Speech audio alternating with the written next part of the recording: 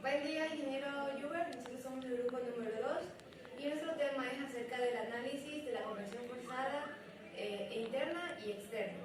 Nuestro grupo está conformado por Kawasaki Sánchez Rubén, Mira Parales Catalina Esteban Bravo José y Falcón Chávez Giles.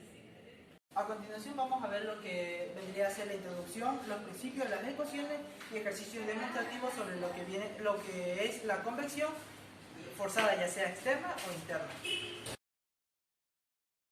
A continuación tenemos la convección, que vendría a ser un mecanismo de transferencia de calor mediante el cual se efectúa cuando dos sistemas se encuentran en temperaturas distintas y tienden a realizar lo que vendría a ser el equilibrio térmico entre sí. ¿Qué vendría a ser este equilibrio térmico? El equilibrio térmico nos dice que es cuando dos cuerpos de distintas temperaturas llegan a tener una misma temperatura, como podemos ver aquí en la gráfica. Podemos ver un cuadro, el cual tiene una temperatura más elevada y un cuadro que tiene menos elevada. Aquí podemos ver que se va produciendo el equilibrio, va transfiriendo calor al cuerpo más frío, y en el tercero podemos ver que ya las temperaturas se encuentran iguales, o sea, ya llegaron a tener lo que vendría a ser el equilibrio térmico. A continuación tenemos lo que viene a ser la convección natural. Esta se puede dar entre dos líquidos, entre dos gases, puede ser líquido y gaseoso o también líquido y sólido. En lo que viene a ser la convección natural tenemos aquí un ejemplo, que es por ejemplo, en la convección natural se da que el aire caliente tiende a tener menor densidad, o sea, tiende a elevarse, mientras que el aire frío, al tener mayor densidad, tiende a bajar, como se puede ver aquí en la gráfica, que el aire caliente tiende a subir y el aire frío tiende a bajar en lo que viene a ser la placa caliente. Abajo tenemos lo que vendría a ser la convección forzada. En la convección forzada es diferente. Tenemos aquí lo que viene a ser una placa caliente, la cual recibe un flujo de aire mediante un mecanismo, que en este caso vendría a ser el ventilador. Este ventilador vendría a ser lo que vendría a ser la convección forzada, ya que se realiza mediante un mecanismo. En esta pasa el flujo del aire por encima de la superficie de la placa caliente, haciendo que con el paso del tiempo esta placa disminuya su temperatura y así se dé ese intercambio de calor. La convección forzada se da de dos maneras, que viene a ser la externa y la interna. Como convección externa tenemos aquí un ejemplo, que se da que por ejemplo cuando tienes un fruto y lo tiendes a soplar, el fruto vendría a ser la superficie y el aire que tú emites vendría a ser el flujo forzado que tú das sobre encima de la superficie del mismo fruto. Entonces esta convección se da externa, ya que el flujo del aire viene del exterior a lo que vendría a ser la superficie del fruto, que es muy diferente a la convección interna, que normalmente se da dentro de lo que vendría a ser tubos o conductos, y cuando este se encuentra prácticamente cerrado. Entonces lo que vendría a ser este proceso se daría dentro del intercambiador, y esto es lo que vendría a ser lo que es la convección forzada interna. Bueno, yo les voy a hablar sobre los principios y consideraciones fundamentales. En nuestro tema de convección, sabemos que cuando un fluido caliente se mueve en contacto con una superficie fría, el calor se transfiere hacia las paredes y esto depende de las propiedades del fluido y se mueve en convección, si se mueve en convección natural o por fluido laminar o turbulento. En este caso podemos determinar, como ya les dije anteriormente, si es un fluido por convección natural o un fluido por convección forzada. En la convección forzada tenemos lo que es el flujo laminar y el flujo turbulento. Sabemos que el flujo laminar es completamente ordenado y el flujo turbulento es completamente desordenado. En este sistema de transferencia de calor interviene un fluido, ya sea gas o líquido en movimiento, que transforma la energía térmica entre dos olas. La transición de calor que interviene por convección puede ser forzada o natural. En forzada tenemos a través de un ventilador que se emite aire o una bomba a través del agua que se mueve de un fluido a través de una zona caliente y se transporta el calor hacia una zona más fría. Aquí tenemos un ejemplo de donde se mueve un fluido, como dice la teoría, un fluido de una zona más caliente a una zona mucho más fría. En el natural tenemos que el propio fluido extrae calor de la zona caliente y cambia su densidad, haciendo que se desplace hacia una zona mucho más fría, donde éste se dé calor.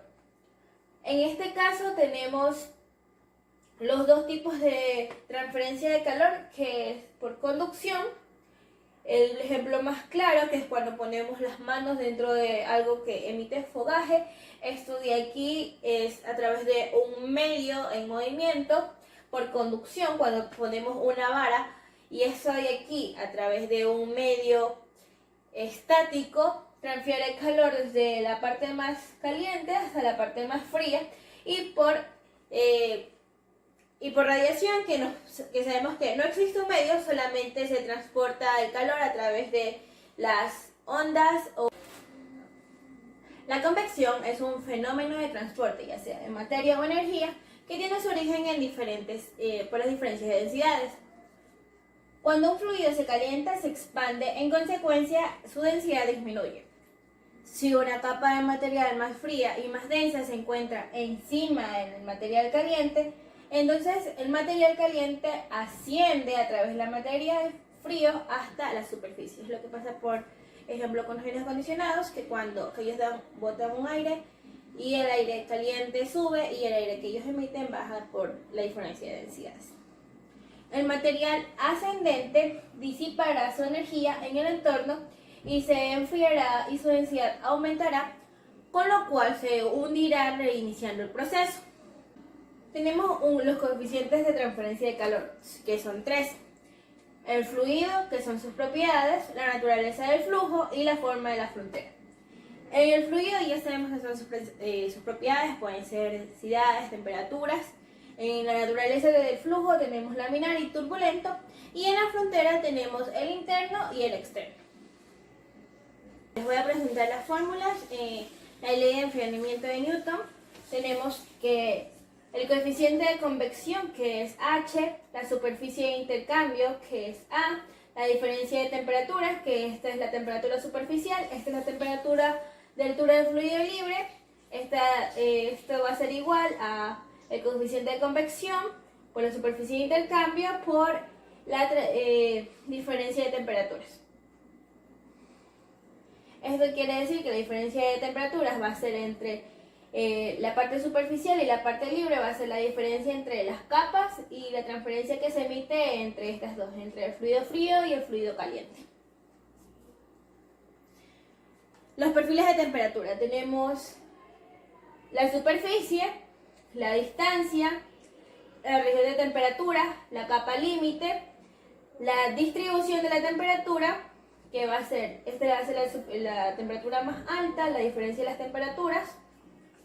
Y en esta podemos darnos cuenta que se utiliza para la convección la ley de enfriamiento. Bueno, a continuación vamos a hablar sobre las ecuaciones y las correlaciones de convección forzada para flujos internos y externos. Bueno, tenemos una subdivisión. Se divide en flujo externo y flujo interno. El flujo externo se subdivide en lo que son las placas y normales a tubos. En las placas tenemos los incompresibles y los compresibles. Se divide en normal a tubos, y los normal a tubos se subdivide en circulares y no circulares. Y de flujo interno tenemos lo que es el laminar y turbulento. Como para recordar, tenemos que el número de Reynolds es flujo laminar cuando es menor de 4000 y es turbulento cuando es mayor de 4000. El flujo externo sobre placas planas. Aquí tenemos una evaluación de temperatura de recuperación, en la cual cuando el flujo se frena, el fluido se calienta, siendo la temperatura representativa del fenómeno el intercambio de calor de la temperatura de recuperación. Aquí tenemos una fórmula y donde también se basa en el número de X. Para flujo comprensible tenemos que la temperatura va a ser igual a la temperatura de superficie más temperatura de alrededor dividida para 2. Y el flujo comprensible vamos a tener una temperatura prima, donde va a ser igual a temperatura de superficie más temperatura de alrededor dividida para 2, más 0.2 que multiplica la temperatura de recuperación menos la temperatura de alrededor. Los campos de flujo y las configuraciones geométricas para la mayor parte de los problemas de flujo externo son demasiado complicados al momento de resolverlos analíticamente. Por lo tanto, se va a basar en lo que son las correlaciones de datos experimentales. El fluido se aproxima a la placa de dirección con una velocidad uniforme y una temperatura. El flujo de la capa límite de velocidad se inicia como laminar, pero si la placa es suficientemente larga, este de aquí va a tornarse turbulento a una distancia a partir del borde de ataque, donde el número de Reynolds alcanza su valor crítico. Para un flujo sobre una placa plana, la transición de laminar a turbulento se va a empezar alrededor de del número de Reynolds, donde va a ser igual a 1 por 10 a la quinta, pero no se vuelve completamente turbulento antes de que el número de Reynolds alcance valores mucho más elevados, comúnmente alrededor de 3 por 10 a la 6. A continuación podemos presenciar lo que son las correlaciones tanto como para el flujo turbulento y para el flujo laminar. En el flujo externo sobre tubos determinamos unas propiedades, que la temperatura media es igual a temperatura alrededor, temperatura superficie dividida para 2, y determinamos el número de Reynolds, donde va a ser igual a la viscosidad dinámica del alrededor por el diámetro dividido por la viscosidad cinemática por la densidad. Aquí tenemos los tubos de sección circular, donde tenemos otras correlaciones, como para el no circular, donde C y M se va a determinar a partir de la siguiente tabla que tenemos a continuación. Depende de la geometría de la figura. También tenemos lo que son las baterías de tubos, que es el uso generalizando los intercambiadores, donde vamos a encontrar de una hilera y de 2 hileras. Si el número de hileras es mayor a 20, tenemos ciertas condiciones, donde debemos evaluar lo que es la temperatura, tenemos que determinar el resto de propiedades, determinar la C y la N según el valor de Reynolds de la geometría, comprobar esas especificaciones y pues aplicar la fórmula que va en el punto 15. También tenemos lo que son las correlaciones para las tuberías, de la misma. En el flujo interno tenemos que en el flujo interno el perfil de temperaturas depende de la posición en la sección transversal en que se encuentra, como está en la figura. También tenemos la variación de temperatura a lo largo del conducto. Bueno, en lo que es el flujo interno, vamos a tener la temperatura de superficie, la temperatura y la temperatura de la masa.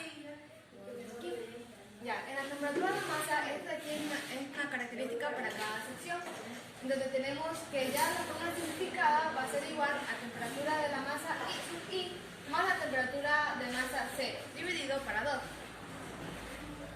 Y obteniendo la diferencia media logarítmica de temperatura, ya integrando todo esto, vamos a tener la fórmula que está a continuación.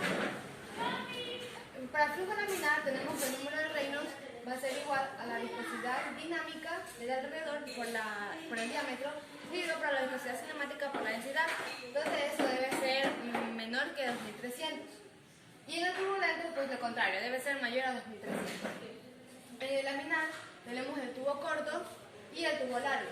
Para el tubo corto tenemos el número de Cruzet va a ser igual a 1.86, donde se va a multiplicar el diámetro dividido para la longitud por el número de Reynolds por el número de Pratt, eso elevado a la 1 sobre 3, y que multiplica la viscosidad cinemática dividida por la viscosidad cinemática de la superficie, y eso elevado a 0.14. Asimismo con el tubo largo, donde si tenemos que la temperatura de superficie es uniforme, pues tenemos la fórmula que se muestra a continuación, y si el calor y sobre el área es uniforme, pues la siguiente. En lo que es el flujo turbulento, la región de la entrada es mucho más corta, por lo que se da la siguiente correlación, donde tenemos que el número de Nuxel va a ser igual a 0.023 por el número de Reynolds, elevado a 0.8 por el número de Pratt, donde tenemos que si el tubo se enfría, va a ser elevada a 0.3, y si el tubo se calienta va a ser elevada a 0.4. Entonces en los conductos no circulares hay que usar la siguiente fórmula para el radio hidráulico, donde el radio hidráulico va a ser igual a 4 por el área del paso dividido por el perímetro medio. A continuación tenemos un ejercicio de lo que es convección, donde vamos a tener un aceite para motor a 60 grados centígrados que fluye sobre la superficie superior de una placa de 5 centímetros de largo cuya temperatura es de 20 grados centígrados con una velocidad de 2 metros sobre segundo, y vamos a determinar la razón de la transferencia de calor por la unidad de ancho de la placa completa. El primer paso para resolver este ejercicio vamos a tener las propiedades del aceite, que va a ser la conductividad térmica, el número de Pratt y lo que es la viscosidad. Lo primero que vamos a hacer es calcular el número de Reynolds, que va a ser la velocidad por la longitud dividido para la viscosidad, donde la velocidad van a ser 2 metros por segundo, la longitud que es 5 metros, y lo que es la viscosidad la tenemos aquí.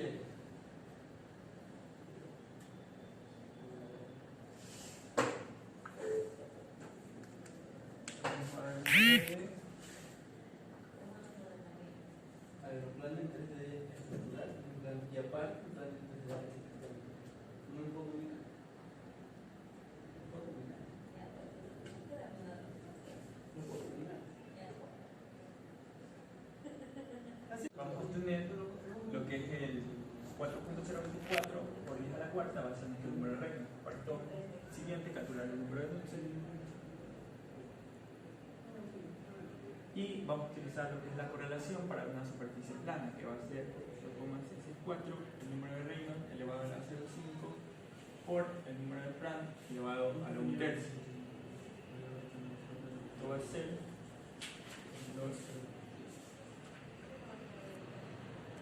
Número de Reynolds es 4024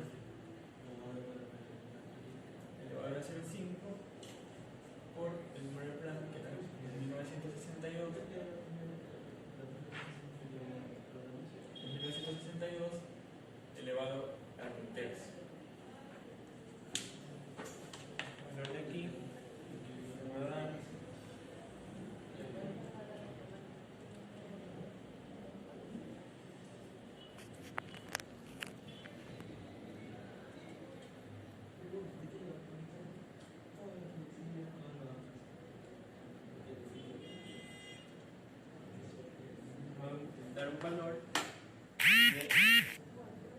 1903. A continuación, con este valor vamos a calcular lo que es vamos a despejar lo que es el coeficiente térmico, que va a ser H, que va a ser igual K sobre L por M1, en el cual va a ser los 0,144 W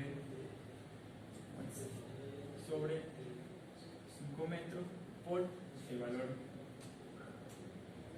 del número de Knudsen, que nos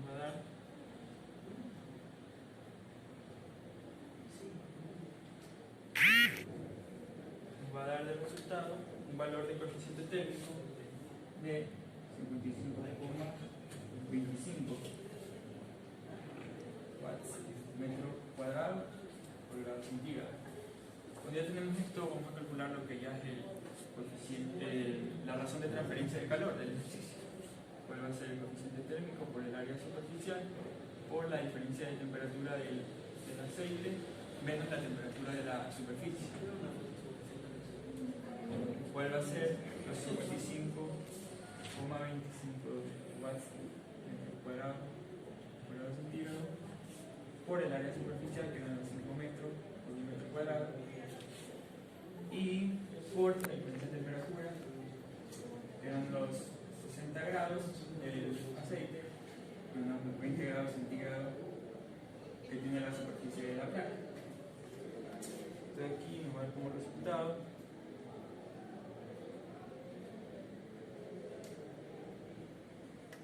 una razón de transferencia de calor de 1050 watts.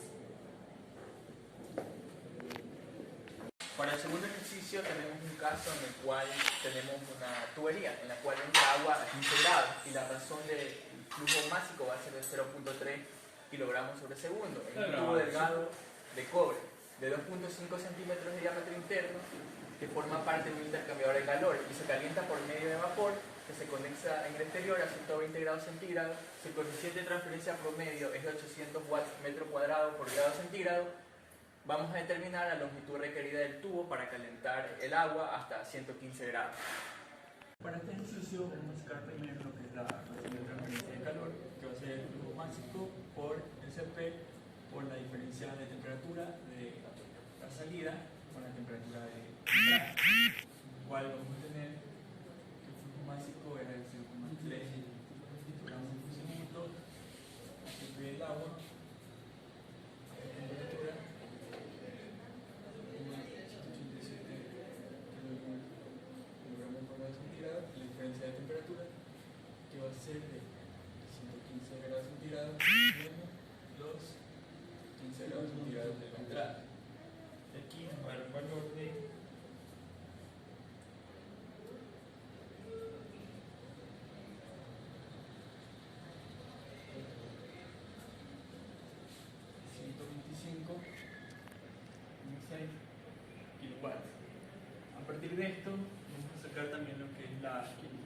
diferencia de temperatura tanto la exterior como la interior en relación con el vapor, con la temperatura del vapor del agua. Para esto vamos a buscar la diferencia de temperatura exterior y la diferencia de temperatura de ingreso. En la diferencia de temperatura exterior vamos a tener la temperatura de la condensación menos la temperatura que vamos a tener en lo que es el exterior, de salida, y la temperatura que vamos a tener de vapor de agua menos la temperatura que tenía al ingreso. Entonces va a ser 120 grados centígrados menos los 115, en sí mismo los 120 grados menos los 15 grados. Nos va a dar un valor de 5 grados centígrados y acá nos va a dar un valor de 105 grados centígrados.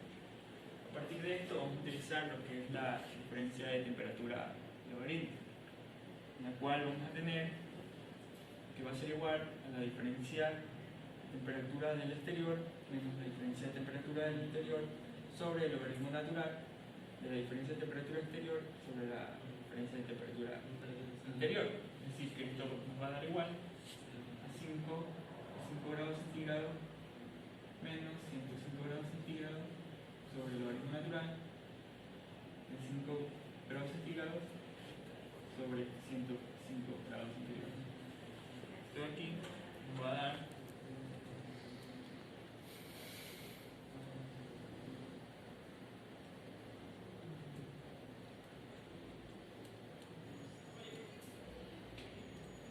un valor de diferencia de temperatura de 32,85 grados centígrados. Una vez tenemos esto, lo que vamos a proceder es a despejar la fórmula de la razón de transferencia. Vamos a despejar lo que es el área superficial, donde nos va a quedar calor por el coeficiente de transferencia por la diferencia de temperatura logarítmica. La razón de transferencia de calor la tenemos acá, que son 125,6 kilowatts. El coeficiente térmico que tenemos acá, que es 0,8 watts centígrados. La diferencia de temperatura logarítmica también la tenemos aquí, 28,85. Realizando los cálculos,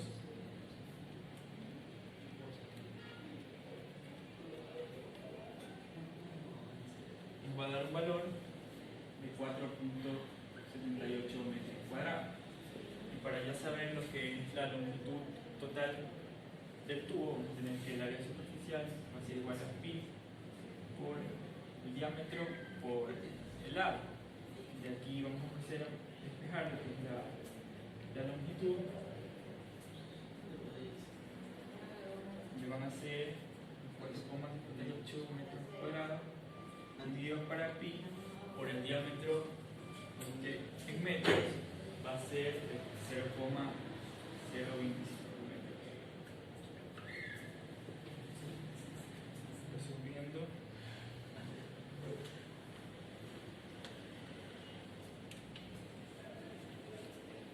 nos va a dar el resultado que la longitud del tubo tiene que ser de 61 metros.